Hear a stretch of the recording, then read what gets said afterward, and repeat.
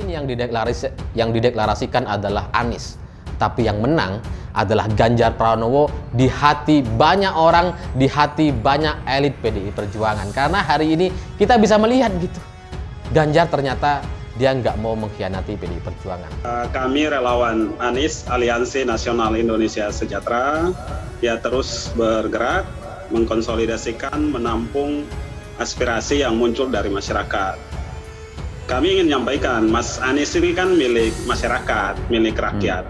Ya, apa yang kami lakukan, deklarasi pun strategi tidak dengan deklarasi, itu hanya sifatnya menampung aspirasi yang muncul di masyarakat. Bagaimana kemudian relawan Anies hanya menjadi jembatan, hanya menjadi perantara dari kelompok masyarakat yang menginginkan Mas Anies untuk memimpin bangsa ini, memimpin Indonesia menuju yang lebih baik ke depan di tahun 2024.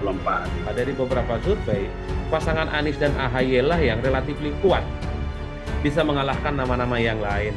Anies, AHY akan sedikit bersaing ketat kalau yang dilawan itu adalah Ganjar Pranowo misalnya berpasangan dengan Sandiaga Uno, tapi sedikit saja salah memilih pasangan cawapres, entah itu AHY, entah itu Ganjar, entahkah itu misalnya Prabowo Subianto, karena nama-nama ini masuk dalam top 3, maka itu akan menjadi perangnya. Nah, pertama kondisi sekarang negara ini ya tidak sedang baik-baik saja, dan Pak Anies sebagai contoh tadi 5 tahun sudah bekerja dengan baik. Lihat sekarang Jakarta sekarang ya. Jadi ingin rakyat bukan tadi hanya DKI saja dong yang menikmati, tetapi rakyat seluruh Indonesia ingin menikmati keberhasilan dari Pak Anies Rashid Baswedan itu. Meski gandeng AHY, Anies akan menang lawan Ganjar atau Prabowo di Pilpres 2024. Direktur Eksekutif Parameter Politik Indonesia, Adi Prayitno, menilai peluang Anies Baswedan menang di Pilpres 2024 tidak akan besar jika lawannya adalah Ganjar Pranowo dan Prabowo Subianto. Bahkan, jika Anies Baswedan menggandeng Ketua Umum Partai Demokrat Agus Harimurti Yudhoyono atau AHY di Pilpres 2024. Pernyataan itu disampaikan oleh Direktur Eksekutif Parameter Politik Indonesia Adi Prayitno kepada Kompas TV pada Jumat 7 Oktober 2022. Anies unggul atau tidak di Pilpres tergantung lawannya. Kalau yang dilawan itu misalnya Ganjar atau Sandiaga Uno, agak berat seperti Anies dan AHY karena Ganjar dan Sandi relatif lebih unggul, ucap Adi. Kalau Anies versi Prabowo Puan ya relatif kompetitif, berimbang. Kalau Prabowo dengan RK atau Ridwan Kamil sedikit unggul Prabowo. Prabowo dengan RK itu kuat.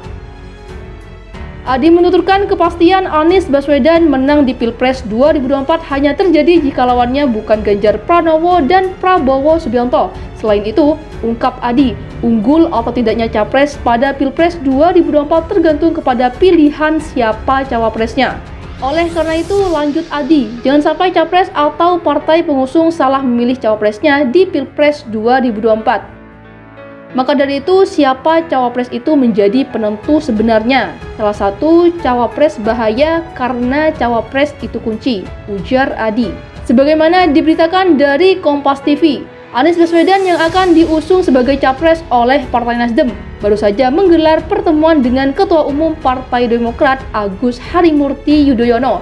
Dalam pertemuan tersebut, Anies belum dengan gamblang mengatakan bahwa AHY adalah cawapresnya. Ia hanya menuturkan pertemuan dengan AHY sebagai penanda untuk jalan bersama di Pilpres 2024.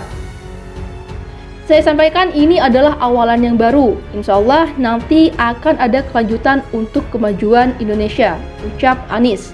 Mudah-mudahan nanti membangun aliran baru untuk membuat Indonesia lebih baik. Kami sampaikan terima kasih. Kita bersama-sama untuk membuat Indonesia lebih baik lagi. Sementara itu, AHY dalam keterangannya setelah bertemu dengan Anies mengaku siap melanjutkan hal baik yang telah berjalan. Tak hanya itu, AHY bahkan mengatakan chemistry-nya dengan Anies juga semakin kuat setelah terjadi pertemuan. Oleh karena itu, segala hal yang baik kita lanjutkan. Chemistry yang terjadi juga semakin kuat, ungkap AHY. Gubernur DKI Jakarta Anies Baswedan mengaku awalnya ingin istirahat usai masa jabatannya habis pada 16 Oktober mendatang. Namun, berpotensi urung terlaksana lantaran Anies dideklarasikan sebagai calon presiden oleh Partai Nasdem. Saya sesudah ini selesai tanggal 16, sebetulnya rencana break dulu. Ternyata kemarin hari Senin ada deklarasi, kata Anies dalam acara silaturahmi dengan Forum Komunitas Pimpinan Daerah atau Forkopimda di Balai Kota, Jakarta. Menurut Anies, usai dideklarasikan sebagai capres, dia jadi harus mengurus urusan baru. Ia pun meminta doa agar semua urusan-urusannya berjalan dengan lancar. Anies juga berharap silaturahmi dengan Kapolda Metro Jaya, Pangdam Jaya, serta pimpinan daerah lainnya bisa terus terjalin dan tetap bekerja sama di kemudian hari.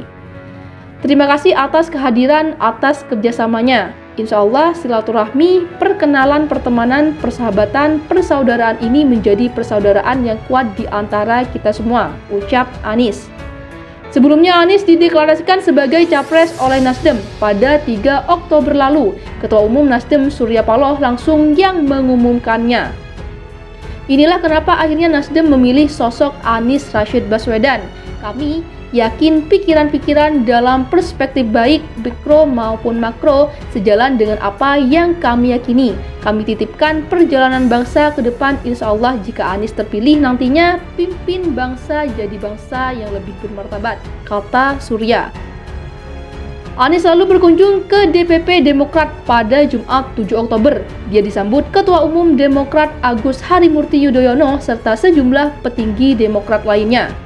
Diketahui Nasdem dan Demokrat tengah menjajaki koalisi menghadapi Pilpres 2024. Partai Keadilan Sejahtera atau PKS juga tengah membahas kemungkinan berkoalisi dengan dua partai tersebut.